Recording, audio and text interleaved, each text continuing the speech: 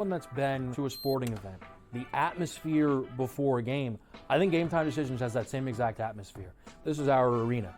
This is what we do. There is going to be an energy to Game Time Decisions that you will feel night in and night out. The excitement you get when you lock your bets in, when you're figuring out what you want to do, we can zone in on the biggest games each night. I want this to be the place that people come to before the games start so they feel as ready as possible to lock in their cards. We are going to hit every single one of those markets that you need to know about. We're going to go through every single thing, and I've got a great team behind me that's going to help me get the job done. There is not going to be a better place, I promise you, than Game Time Decisions to get that new information, react to it, and be able to then bet accordingly. We will have everything at our disposal, and we will use that to our advantage. I'm Kevin Walsh. Tune into Game Time Decisions from 6 to 8 p.m. Eastern on SportsGrid. It's a new era in CFB to start off this year, put on full display. My take on this game is simple. I know some people will be upset about it. Good riddance to the Pac-12. Can you do it in terms of the week to week to week? I don't see a pathway for this team to miss the college football playoffs. We want to make sure you have those best bets in the entirety of our betting cards. That was protected! But he had that program was already going there! Only on SportsGrid. The sharpest football contest show in the land, the Las Vegas Football Contest Show, focuses on Circus Sports Million, Circus Survivor, and the Westgate Super Contest, handicapping the games and releasing our contest picks every week of the season. With two former Super Contest winners, Brady Cannon and James Salinas, a former NFL player, Mike Pritchard, and over $1 million in contest prize money won combined, the Las Vegas Football Contest Show will have you prepared this season like none other.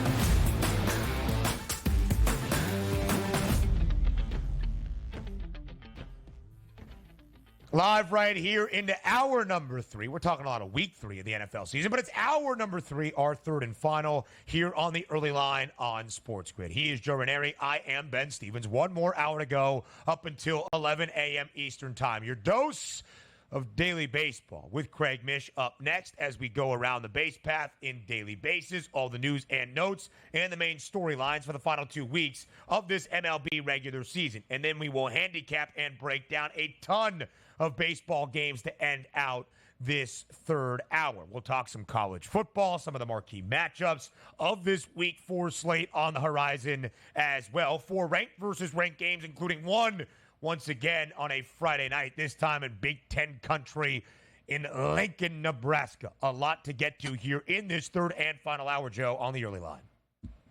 Yeah, no, it's we're at that point already, right? Week 4 college football here now. Week 3 of the NFL. 12 games in Major League Baseball regular season. That's it, Ben. And then we get postseason baseball finally. Woo! 12, 11 in some spots. 4 series remaining. Some have already began that fourth and final series, or their fourth to last series of the year. 1 week from today, the Braves and the Mets will face off in Atlanta for what could be the series to determine the final spot in the National League wildcard chase. So much good stuff still to come now with the expanded postseason in Major League Baseball. But week number 2 came to a close last night on a Monday in Philadelphia for the National Football League regular season. And the Eagles were up by 6. $1:30 remaining in the game. It seemed as though they might even cover as a 5.5-point home favorite at the Link to start a perfect 2-0. And then Kirk Cousins under the lights happened. A game-winning drive happened. Inexcusable clock, game, and defensive management from Philadelphia happened as the Falcons drive 70 yards in only 6 plays in just 65 seconds to win the game 22-21, coming out of nowhere to start 1-1, which was interesting, Joe, not only for the Eagles, but for the Falcons, because Atlanta could ill afford to start 0-2 as the odds-on favorites to win the NFC South, a team with the optimism after a substantial offseason of acquisitions in the ATL. And we'll never have to ask, what are the Falcons going to do at 0-2? Because at least they're 1-1. but they're still not the most impressive team in this division to begin this year. It's New Orleans, and maybe very close behind, it's Tampa Bay. How do we feel about the NFC South after 2 weeks of this NFL season? It was the question to all of you in Fade the Public.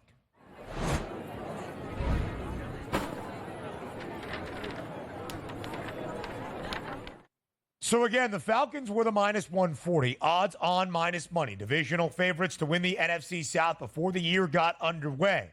They are no longer the favorites. Here is where the odds are, and here is what the question was. At SportsGrid on Twitter, which team is the best bet to win the NFC South? The Saints, still the favorites, plus 155. The Buccaneers, still the second best price at plus 195. Still in front of Atlanta, the Falcons plus 200.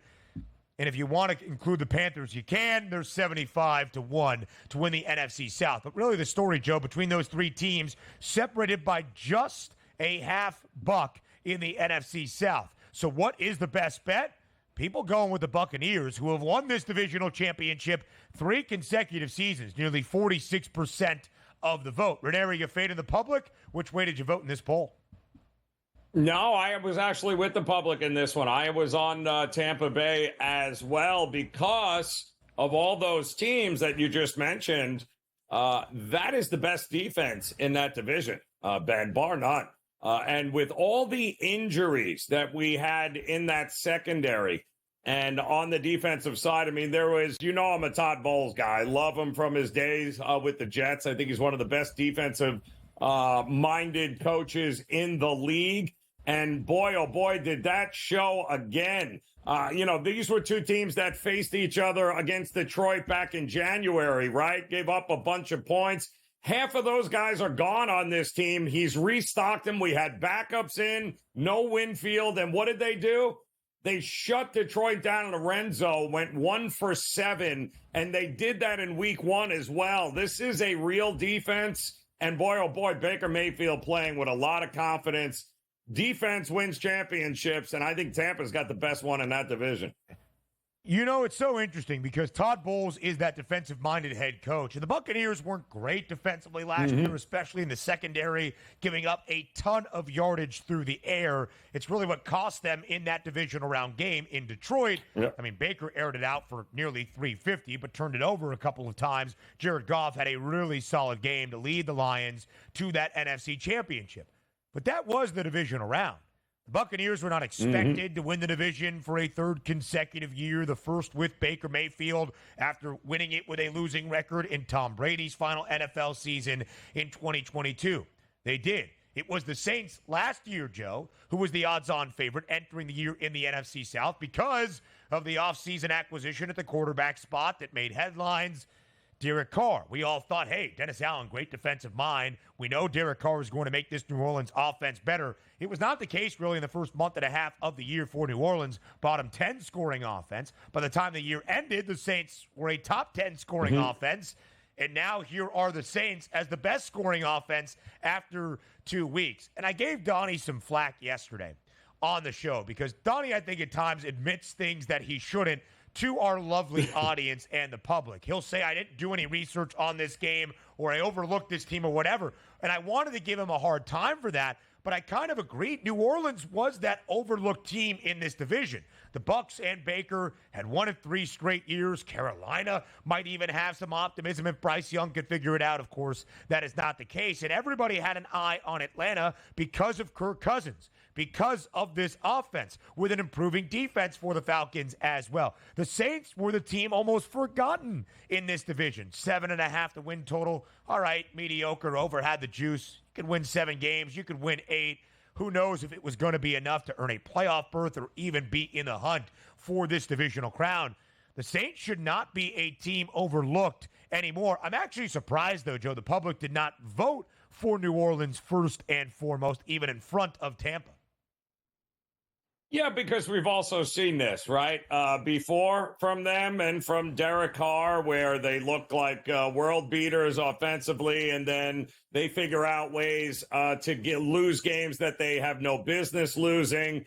We've seen this from them. And I don't think anybody overlooked them, Ben, as much as we just had a ton of questions with Clint Kubiak coming in. what were we going to get offensively from them? They certainly have the weapons, right? Olave, Shaheed, Kamar. We know they had the weapons, but they've always had weapons. It was just a matter of what is this philosophy going to be? Will it translate? And so far through 2 games, boy, is it translated in a big way.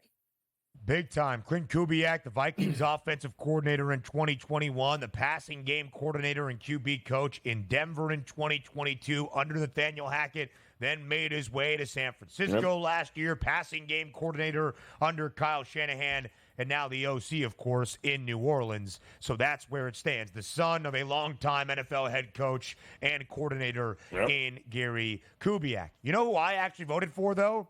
It's the Falcons. At a 2-to-1 price. Ooh. An odds-on divisional favorite at -140. Now the third best number at +200. I saw a lot out of the Falcons last night, and I think the offense will be ever improving. Bijan Robinson was sensational. You saw the best of what this Falcons O-line can be. And frankly, Joe, I actually think the Falcons defense has been pretty rock solid. Yeah, Philadelphia scored 21 points last night, but it wasn't like they were exposing Atlanta throughout the game. I think you are getting some value on the Falcons, who were the minus money favorite for a reason, whether it was overhyped offseason expectation or just a pretty good team. You're now getting the Falcons at 1-1 at a 2-to-1 price. The Falcons will host, by the way, Sunday Night Football against the Chiefs on Sunday night in Atlanta. They're a 3.5-point home underdog to start. The Daily Basis with Craig Mish next.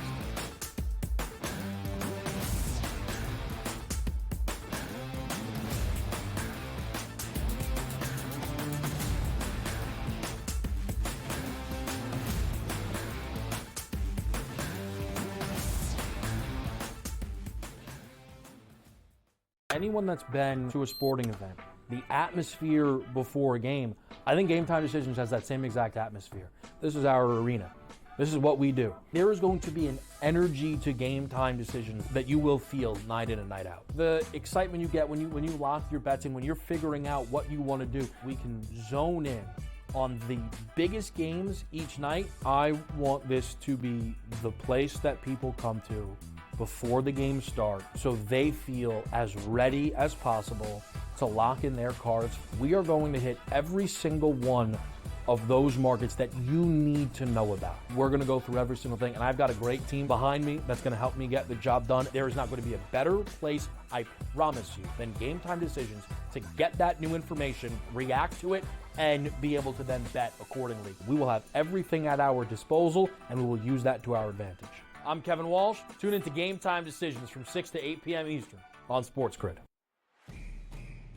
It's a new era in CFB to start off this year, put on full display. My take on this game is simple. I know some people will be upset about it. Good riddance to the Pac-12. Can you do it in terms of the week to week to week?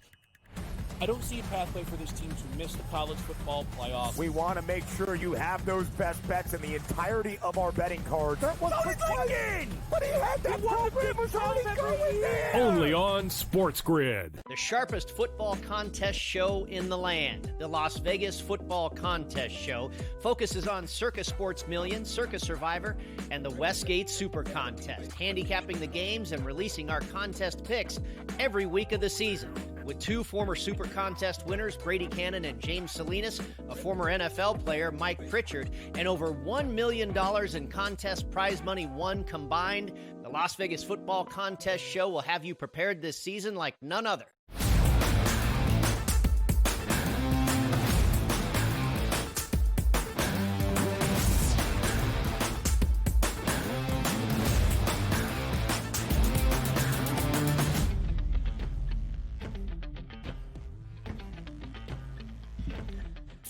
Two weeks remaining of this 2024 MLB regular season. 4 series remain for all 30 clubs around Major League Baseball. The hunt for October is certainly here, which means our MLB insider, the host of Newswire and a man with many Florida Gator connections, Craig Mish, joins us on this Tuesday on the early line on SportsGrid. Of course, you can catch Newswire starting at 11 a.m. Eastern time after us each and every weekday live right here on the grid. Craig, we appreciate the time. Thanks for being here as always.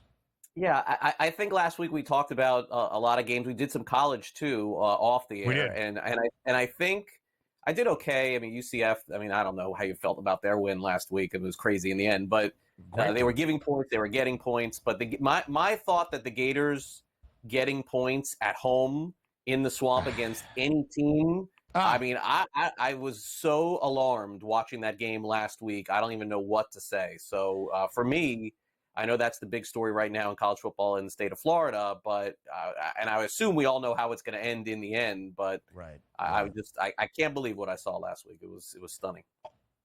Almost a delaying of the inevitable for what will feel like Billy Napier's final run here in year 3, probably not seeing year 4 at the helm of UF. Listen, if you can't go to Starkville against the Mississippi State team that is struggling right now, where Toledo blew out the Bulldogs in Stark Vegas, Toledo and win and cover as a 5.5-point favorite, he might not make the trip back to Gainesville. But Craig, we often joke around MLB trade deadline day or any big time during the offseason that my dream on this show is for you to get a text or a call of some big MLB breaking news. If that happens with the Florida head coaching job, because you are plugged in, my friend, we break it here on the early line. Shake on it. Shake on it right now. I don't think it's going to happen, but we will definitely shake on it. Because there's some candidates out there that I may know. So that would be something that I could potentially provide. Listen, the tribe is strong. Let's hit each and every bag as we get ready for the final 2 weeks of this MLB campaign. It's time now for Daily Bases. Craig! Gotta love when Joe Lisi makes an appearance with his voice as well. Craig, both Hold on. Still Before we go any further, I have to express my disappointment in Ben. Yesterday, a lot of text message, a lot of direct message. I do very little season win totals before the season. I gave out two here on the show. Kansas City Royals over, Los Angeles Angels under. I did not get a text from Ben Stevens, one of the few yesterday. High five, great job. It's over. Can't believe it. 2 weeks to go. Just saying, Ben. Next year, a little bit more than a handshake. Come on, man. Listen. That's on me, right? I did give you the congratulatory text and thank you for that when the Royals went over, because when they got to their 74th win, it was a cash ticket. I knew it. It was my fault, Craig, not out of not being happy or thanking or gratitude for you, but just maybe bad sports hosting and not realizing that the Angels had lost 6 straight and thus were 30 games below 500 and could only win even at most if they won all final of their 12-72 to stay under. It was bad arithmetic on my part, not bad appreciation. A sincere thank you very, very much. All right, listen, we got to have Shohei Ohtani's speed on the base pass if we're going to get to all 4. We saw both guys, Craig, that are still in contention kind of for the National League Rookie of the Year award on display yesterday. Skeens did record his 3rd loss of the year. That's Paul Skeens. But his ERA did lower. He only allowed a single earned run, albeit in a loss to the St. Louis Cardinals. Jackson Merrill, another home run in a decisive game for the Padres against the Astros. You see the odds, minus 550 for Merrill, plus 270 for Paul Skeens. Craig, as the graphic asks, is this even still a race for National League Rookie of the Year? I think it is, but I do think in the end, Skeens' popularity is going to win out. I don't know if that's fair, but because he's must-watch every time he starts, I think he's going to win it. I think the whole thing is unfair. The best rookie in Major League Baseball in the National League, April, May, and June, and now again with Shota Imanaga. I don't know what happened here. I mean, the guy has been fantastic all season long. I guess he's not going to win Rookie of the Year, but guys, in my mind, I think he is the Rookie of the Year in the National League. To me, he had one bad month of the season. He was dominant for 3 months. He's dominating again. Why is he not in this conversation? I have no idea. That's a great point. He has once again been absolutely lights out, except for that brief little stint on the IL. He's been really, really good. What about the whole National League playoff picture, though, Craig? It feels like we're not going to have Atlanta Braves baseball in the postseason for the first time in forever, it feels like. Yeah, and I think, like I said last week on the show, I think it's okay. Look, the Braves are not going to be happy with this, but they've just had too many injuries over the course of the season. I think we'll look back at the end of the year and say, when you lose your best pitcher and you lose your best hitter and you have injuries throughout and some underperformance, you don't get in. And by the way, credit to them. They still have a shot. But again, it'll come down to them and the Mets for the end. It will really be a credit to them. Those two teams will start a 3-game set in Atlanta against each other exactly 1 week from today. To the American League perspective of things, Craig, the wild card race is getting interesting. The Twins on a slide. The Tigers and Mariners playing great baseball. We thought the playoff picture was pretty much done, just had to figure out some seeding. Is it alive for that third and final AL wild card spot? Tigers are red hot. I think we'll be talking about them, Ben, next year as a potential over, depending on what they do. Guys, would they look back on trading Jack Flaherty right now and saying we wish we never did that and had him down the stretch? Maybe so. Tigers still have a shot. I would not give up on them. The Twins have not played great baseball. The Tigers a game and a half behind their divisional foes in Minnesota. Quickly here, Craig, and by the way, if we do bet the Tigers to the over and it cashes, immense gratitude, of course. Quickly here before we go, a contender matchup in the National League in Milwaukee. The Brewers won the first game of the set against the Phils yesterday. Philly a game in front of the Dodgers, who are 2 in front of Milwaukee. That's the standing at the top, looking for those 2 byes. Who do you think ends up with the 2 byes in the NL playoff picture? Yeah, I'm not sure. Today's game, though, is interesting. You know, Philly's not as good on the road as they are at home, and Milwaukee's been dominant. So Wheeler at minus 140, I get it. He's the better pitcher between him and Frankie Montas. But if this game is tight, third, fourth inning, I'm popping on one of those sites and maybe taking the dog here. All right, Craig Mish, we appreciate the pick before you go. We thank you, and we'll see you on Newswire. More on the early line next.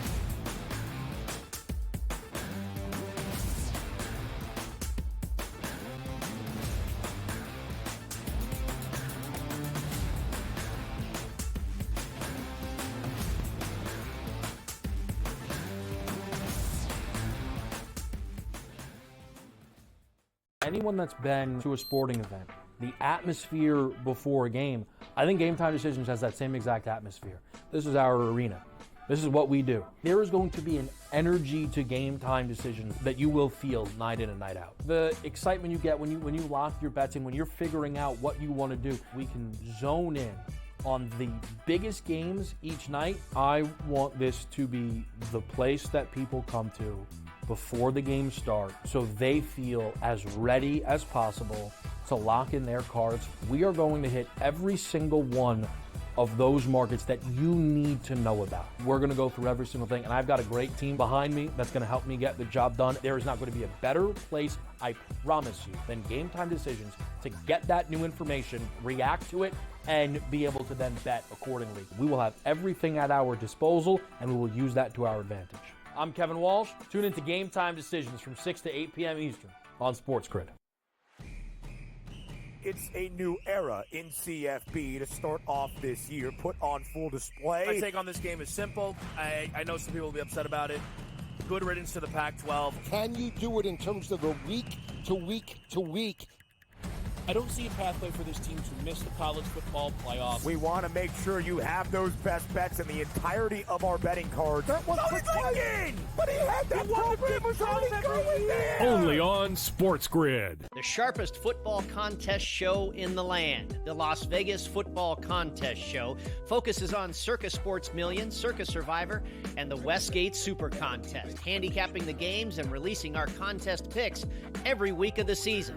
With 2 former Super Contest winners, Brady Cannon and James Salinas, a former NFL player, Mike Pritchard, and over $1 million in contest prize money won combined, the Las Vegas Football Contest Show will have you prepared this season like none other.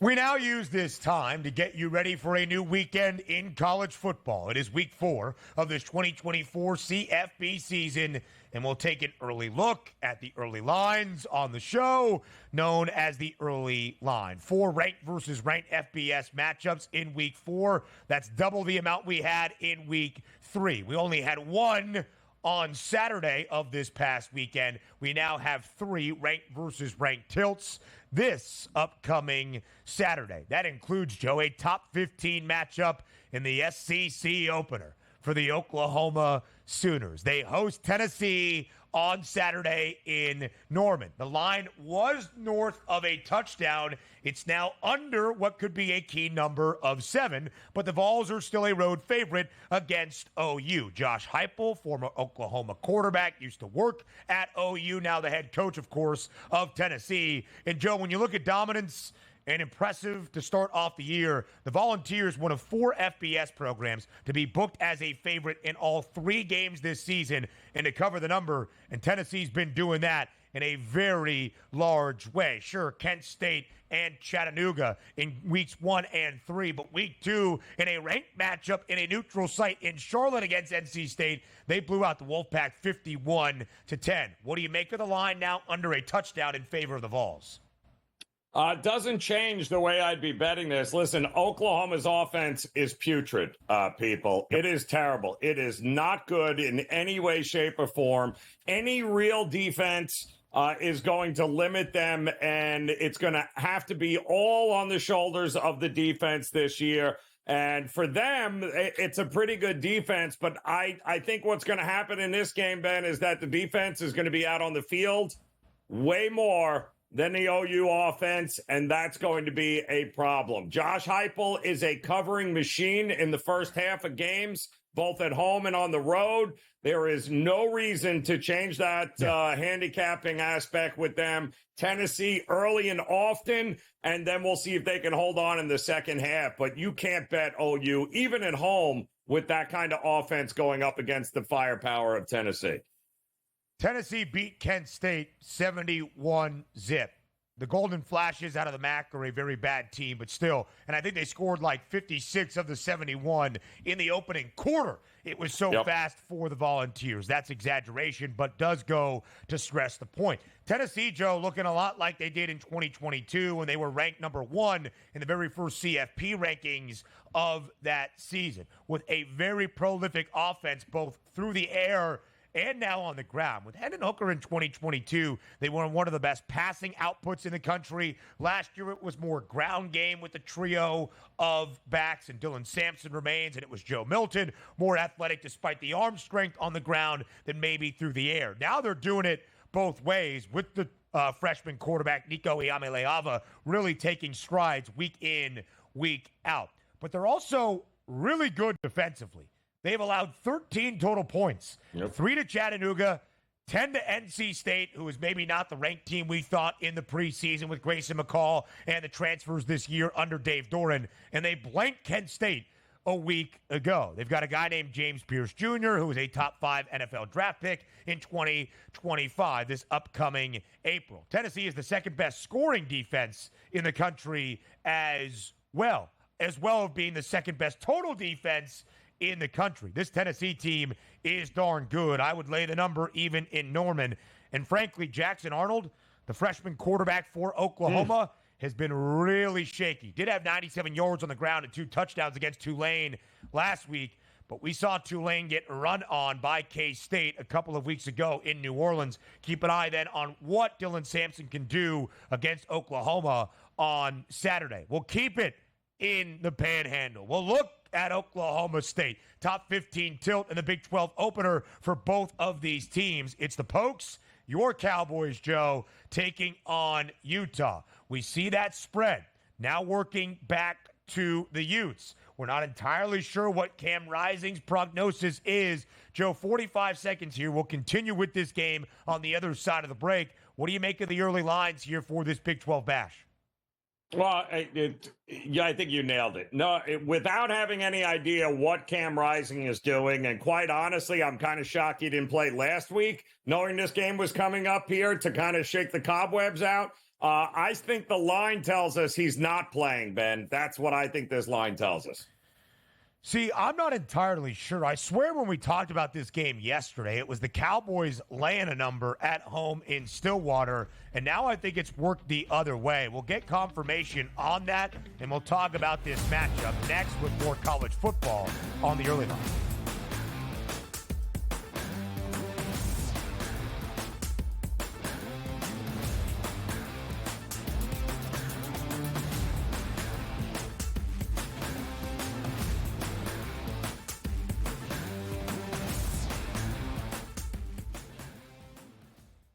Anyone that's been to a sporting event, the atmosphere before a game, I think Game Time Decisions has that same exact atmosphere.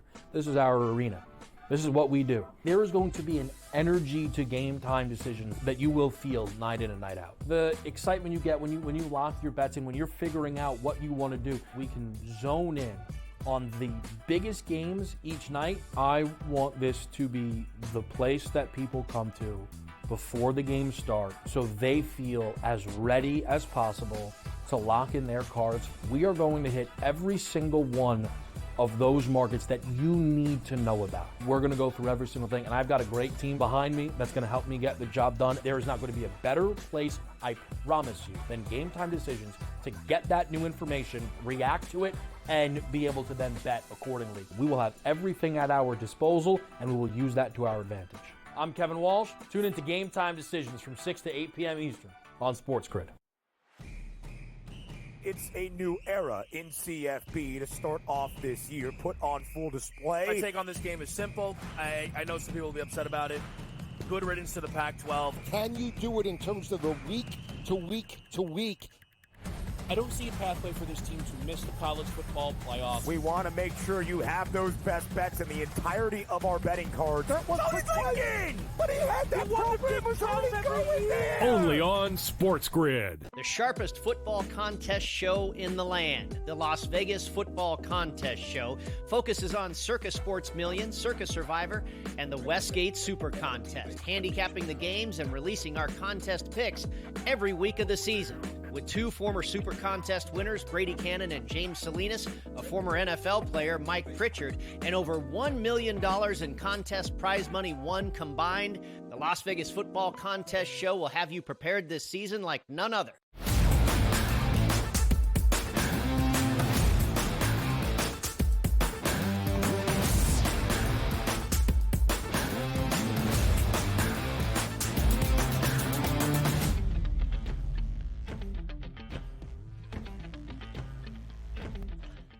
Live right here on the early line on SportsGrid, the early lines for week number 4 of this 2024 college football season. He is Joe Ranieri. I am Ben Stevens. So, Ranieri, we've been trying to diagnose what exactly is the market movement for the Big 12 Bash on Saturday in Stillwater. Oklahoma State, actually on FanDuel, opened as a slight favorite. They are now a very slight underdog. Utah, a 1.5 favorite. That would seem to believe, Joe, that regardless of where you get your numbers in the market, regardless of where it opened, starting to buy in on Utah, that Cam Rising is going to play on Saturday.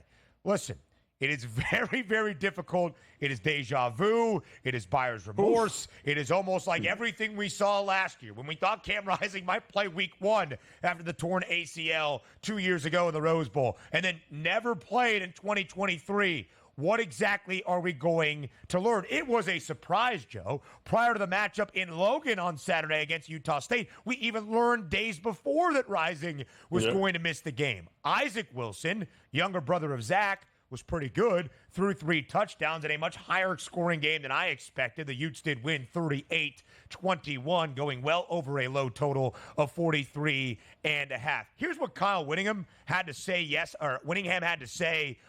last week ahead of the diagnosis for Cam Rising. And it was one of my favorite college football coach speak where you don't really need availability reports or injury reports. He said, there's going to be no update. We do not give an update unless it is a season-ending injury. So I'm not sure we're going to know if Cam Rising is going to play. We can only follow the market and some reports.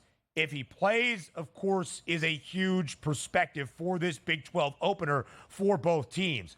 But let's say he's in there, Joe. Let's talk about the matchup and break it down as it is. How do you match up these two teams that will face off in Stillwater on Saturday? Yeah, tough place to play. And, again, don't forget, Utah was not in the Big 12 just a year or so ago. So this is a little bit of unfamiliar territory. Them showing up here in the middle of Stillwater with an Oklahoma State team that is yet to get Ollie Gordon rolling on the ground here. This is a extremely experienced offensive line. And right now they just have not been able to get him rolling simply because teams have decided they're going to let Bowman and others beat them, and Presley, and you know what? They've been doing just that. So I think this is going to be fascinating to see how they approach defensively Utah on the road, who they're going to opt to stop. Are they going to play more to take the passing game away? I think it's, to me, I don't believe in Utah. I don't think dropping Cam Rising out of the sky out of nowhere and being like, all right, he's ready to go is somehow going to be a recipe for success for them. I think all the value lies with the home dog in a impossible place to play right now in Stillwater. And Joe, when you think about Oklahoma State, your Pokes a season ago that made it all the way to the Big 12 championship game, they were not expected to be there. They had a win total of 6.5, 7.5 in the preseason. The reason they got there is because early on the market was overlooking, based on the odds perspective, Mike Gundy and the Cowboys. They were 4-2, both straight up and against the number last year as an underdog, and that included not covering in a large way in the Big 12 title game against Texas. OG2, man, the nation's leading rusher, more than 1,700 yards a year ago. So far, only 216 in 3 games. He has rushed for less than 50 in their last 2 against Tulsa and Arkansas. An Arkansas game that featured 70 points in double OT, and the Hogs put up nearly 700 yards of total offense. This week's total of 52.5 would say it's a defensive struggle where the Utes, physical, dominant up front, are going to contain Ollie Gordon II again. And also, just one of the quirks of college football in today's day and age, the combined age of the 2 starting quarterbacks, assuming that Cameron Rising is going to play on Saturday in Stillwater, 49 years old, both playing in their 7th year of college football. Rising is 25. Alan Bowman is 24. Joe, it's more than 3 years older than the combined quarterback age of when Caleb Williams and the Bears take on Anthony Richardson and the Colts on Sunday in Week 3 of this 2024 NFL season. So some veteran signal callers, to say the least. Now let's go to another matchup in the Big Ten. It's our 4th ranked versus ranked game of this college football weekend, but it's not Saturday. It's Friday night. Under the lights once again inside Memorial Stadium. Nebraska has started, at least in the afternoon to evening hours, each and every week so far throughout the college football campaign. They're ranked 22nd. They were back in the AP top 25 with their highest ranking 2 weeks ago since 2016. Illinois, a top 25 team for the first time since 2022. So, Joe, as we go to Friday night, Nebraska now nearly a double-digit favorite, laying 9.5 against the Illini, total 43 and a hook. Yeah, well, I mean, listen, but there's optimism in Nebraska for the first time in a long time, right? So Matt Rule, we have always said it, when he shows up at universities with struggling football programs, the biggest jump the program makes is usually that second year he was there. Mind you, this was a team that lost 5 games last year by 1 score. Or less than 1 score. So they were close. Now he's got his quarterback. He's got these kids believing at home. This all comes down to how much do you trust Illinois' offense to go toe-to-toe with Nebraska. The defense is going to have to play out of their mind on the road to limit Nebraska. I don't know. This feels like if they're truly back, Ben, if the Cornhuskers are back, this is an easy double-digit win for them. Yeah, and that's really the question always in Lincoln, isn't it? Are the Huskers truly back? What we do know, both of these teams are perfect 3-0 against the spread. I mentioned Tennessee, one of those 4 FBS programs that have been booked as a favorite in all 3 games that is covered in all 3.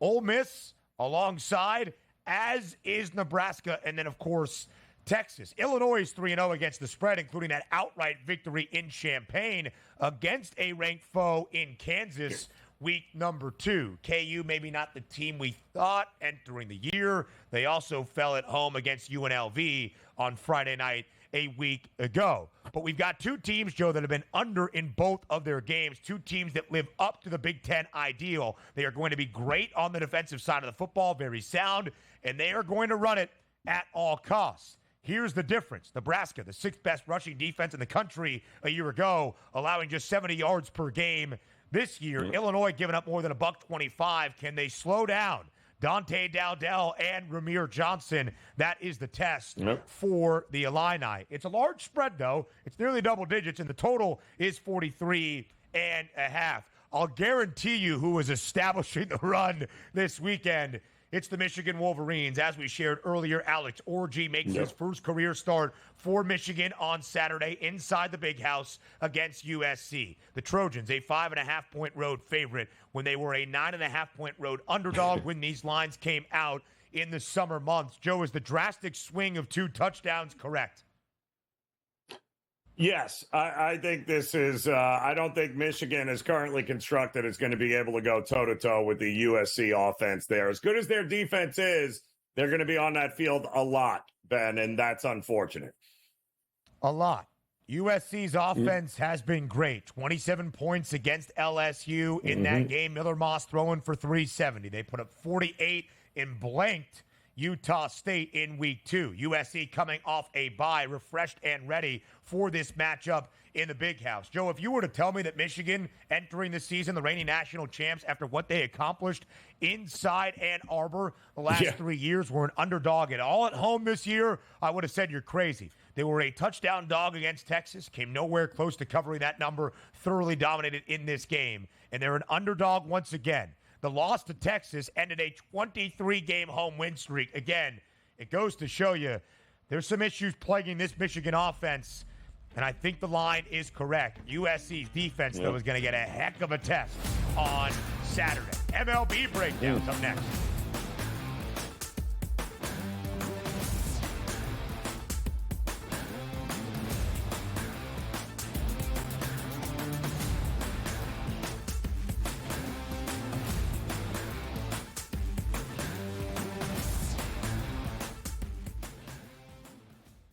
Anyone that's been to a sporting event, the atmosphere before a game, I think Game Time Decisions has that same exact atmosphere. This is our arena. This is what we do. There is going to be an energy to Game Time Decisions that you will feel night in and night out. The excitement you get when you lock your bets in, when you're figuring out what you want to do, we can zone in on the biggest games each night. I want this to be the place that people come to before the games start so they feel as ready as possible to lock in their cards. We are going to hit every single one of those markets that you need to know about. We're going to go through every single thing, and I've got a great team behind me that's going to help me get the job done. There is not going to be a better place, I promise you, than Game Time Decisions to get that new information, react to it, and be able to then bet accordingly. We will have everything at our disposal, and we will use that to our advantage. I'm Kevin Walsh. Tune into Game Time Decisions from 6 to 8 p.m. Eastern on SportsGrid. It's a new era in CFB to start off this year, put on full display. My take on this game is simple. I know some people will be upset about it. Good riddance to the Pac-12. Can you do it in terms of a week-to-week-to-week? I don't see a pathway for this team to miss the college football playoff. We want to make sure you have those best bets in the entirety of our betting cards. That was thinking! But he had that program was already going there! Only on SportsGrid. The sharpest football contest show in the land, the Las Vegas Football Contest Show, focuses on Circa Sports Million, Circa Survivor, and the Westgate Super Contest, handicapping the games and releasing our contest picks every week of the season. With 2 former Super Contest winners, Brady Cannon and James Salinas, a former NFL player, Mike Pritchard, and over $1 million in contest prize money won combined, the Las Vegas Football Contest Show will have you prepared this season like none other.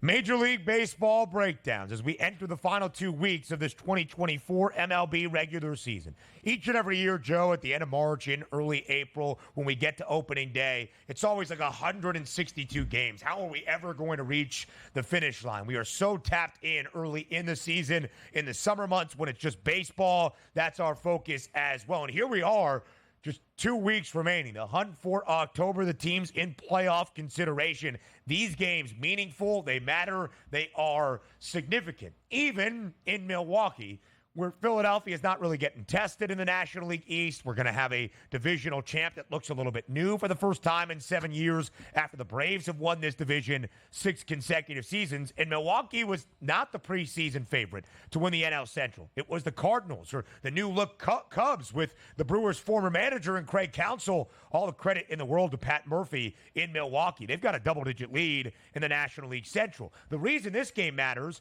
is for playoff positioning in the National League. The Phillies game up over the Dodgers for the best record in the National League. The Brew Crew 2 games back of LA for what would be that opening round bye throughout the wild card round and in to the division series. Here's the game in Milwaukee today. And as Craig Mish shared earlier, you look at the line, working back to Milwaukee ever so slightly, but Zach Wheeler and the Phils, a road favorite, total of 7.5.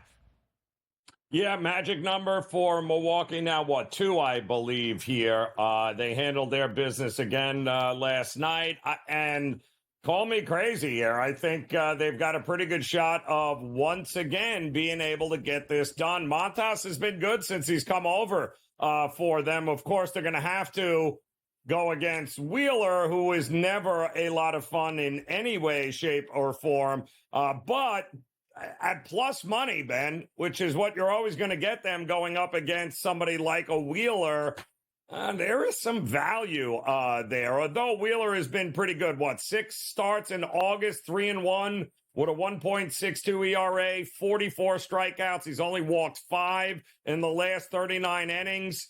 He has been really, really good, including 2-0 this month in September. But boy, it just feels like Milwaukee is at plus money or even plus a run and a half is worth a stab, because what happens when the Phillies have to go to the bullpen?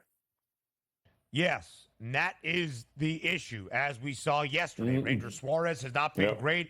12-7 now after a roaring start to this year. 2 is the magic number, by the way, for Milwaukee to win the division. For the Phils, it's a little bit more than that, as they try to still, with an 8-game lead, stay in front of the Mets. But we've got just 12 games remaining here in this MLB regular season. Yesterday, the Phillies actually had more base knocks, double digits, 11, than that of Milwaukee, despite losing 6-2. But the Phils were just 1 for 9 with runners in scoring position. Now we go to San Diego, out in Southern California. The Padres and the Astros. San Diego now has won 4 straight games. Houston entered yesterday winning 4 straight. Both swept the weekend before this midweek series. And the Padres, an ever so slight favorite, now at -112 in front of Houston. Total 7.5 for this matchup. Only 4 runs, and Yu Darvish was really, really good yesterday for San Diego.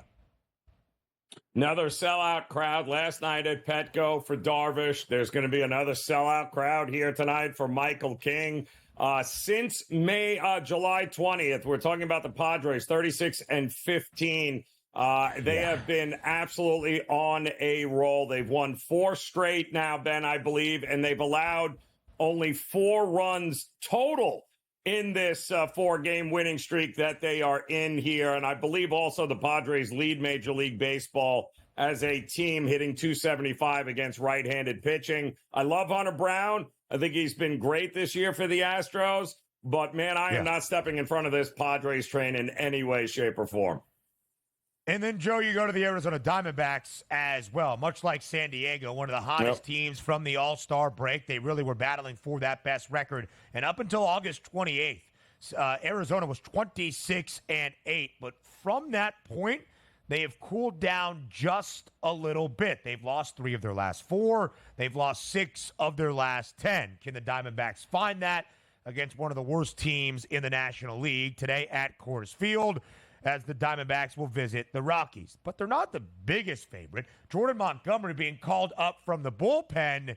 He's now back in the starting rotation. Arizona near a $1.50 favorite. Total is 11 today in Denver. Will Arizona win this baseball game? It's not necessarily the strongest number you would expect against the Rockies at this time of year. No, and the fact that they lost last night, too, is even more disgusting here. But what am I supposed to do with Jordan Montgomery and his 6.25 ERA? He hasn't started a game in more than 3 weeks because they demoted him to the bullpen. Yeah. I don't even know if he makes the postseason roster at this particular point. But I'll tell you this, I don't want to say it's must win, but you can't lose two back-to-back here in Colorado in Coors Field. But the problem is if you're ever going to back Colorado, you're only backing them at home. And this is a spot against this pitcher where I might want to consider Colorado once again. The Diamondbacks scored 2 runs in the top of the first yesterday on a Ketel Marte 2-run shot. Fantastic. Then Ezekiel Tovar hit a home run in the 4th. Yep. The Rockies remain in the game. They hit another home run in the 7th. And then Brendan Rodgers scores on a fielder's choice. And then because we had a scoring error, or because a throwing error, Brenton Doyle scores the walk-off run for the Rocks to knock off the Arizona Diamondbacks. Can the Braves bounce back from dropping the final 2 games of their 4-game extended set today in Cincinnati? The Reds are not going to be a playoff team, but since he hasn't been bad here, really since the middle of August, should provide a little bit of competition to Atlanta. Grant Holmes gets the start for the Braves. They're a road favorite in the Great American Ballpark. Total is 9. Will Atlanta bounce back? Now trailing the Mets by a full game for that final NL wildcard spot. Well, they brought Holmes back, right? He was in the pen. He was hurt. Now he's back. And can we trust Atlanta on a road as a favorite to score enough runs, Ben? Not me. Blanked yesterday, 2 runs in the loss on Sunday. The Dodgers only 4 hits as a team yesterday. It's dicey. They're a favorite, but it's not exactly easy. Can the Mets then extend the lead in the National League wildcard chase? More next.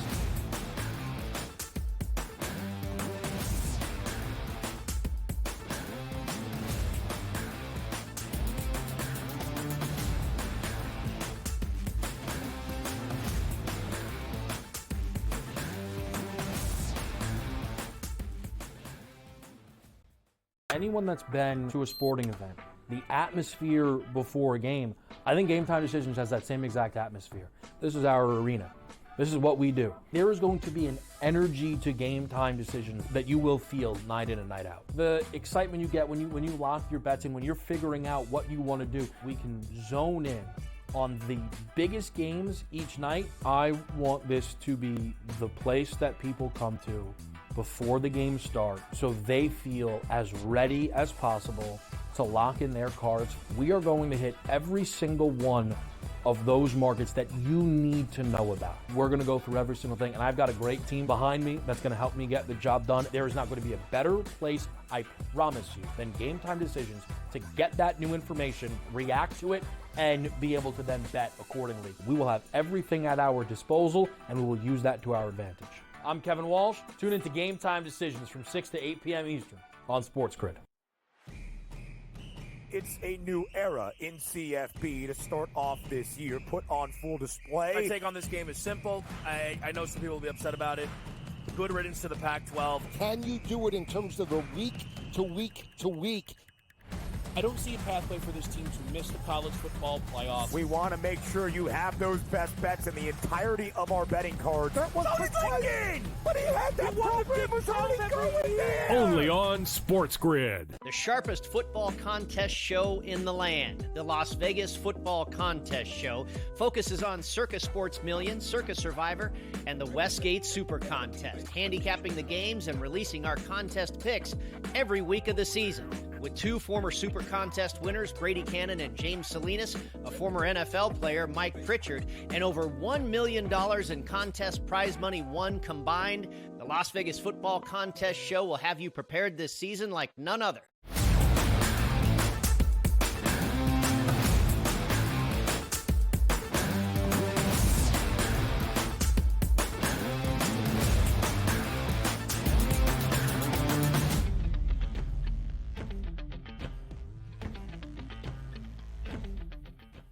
The New York Mets, now a full game lead for the 3rd and final National League wildcard spot in front of Atlanta.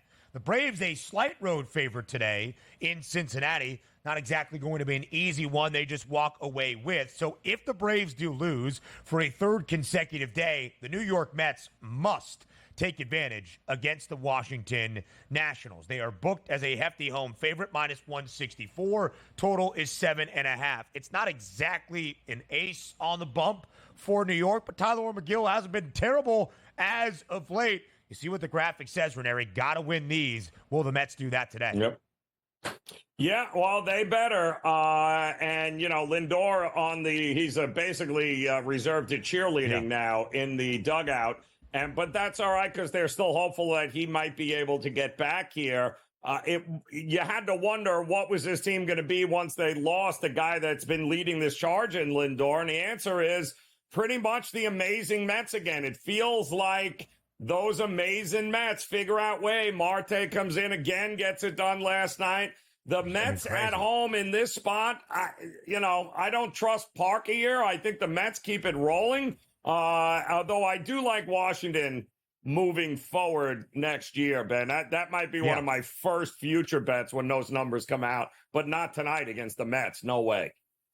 Listen, a very promising young core led by Dylan Cruz, who has been called up, who has been very, very good. James Wood, Mackenzie Gore in terms of their starting staff. There's a lot to like for the Nats, and maybe Juan Soto. I'm not going to talk about Juan Soto in his offseason future just yet. But Tyler McGill has been good, Ranieri. 3 starts since the end of August. He's allowed 4 earned runs in total. The Mets have won all 3 games. You might look at the overall record that is 3-5 with a 4.48 ERA and say, this is the guy you turn to in a must-win spot.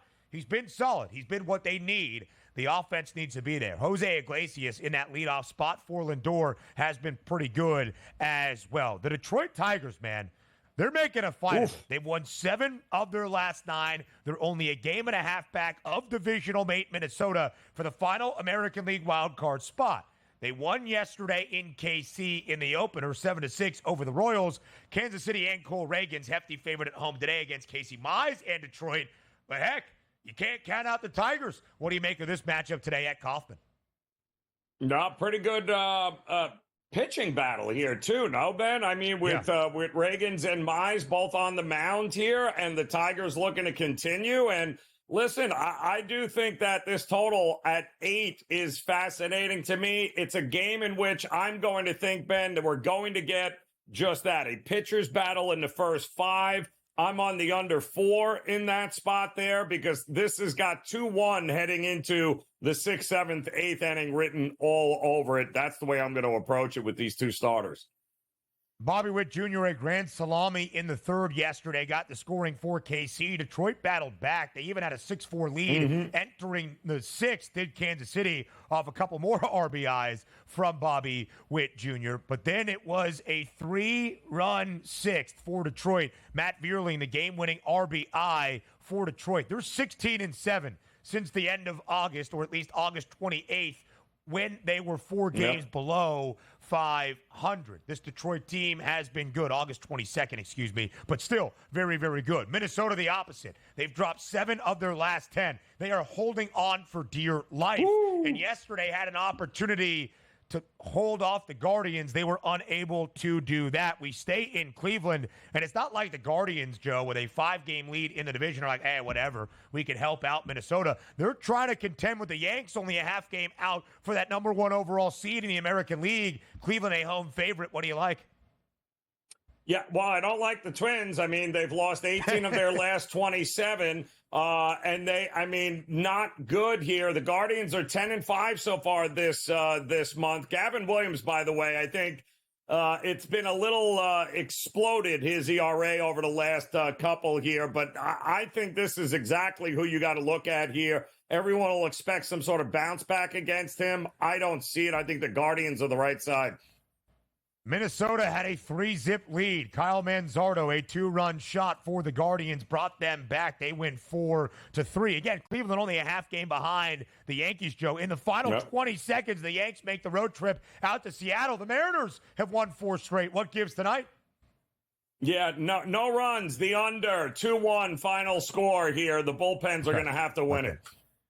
3 straight for Seattle, by the way, but you see that total of 7 in the Pacific Northwest. He's Joe Ranieri. I am Ben Stevens. What a time it was on this Tuesday. The early line returns tomorrow at 8 a.m. Eastern Time. We'll talk to you then.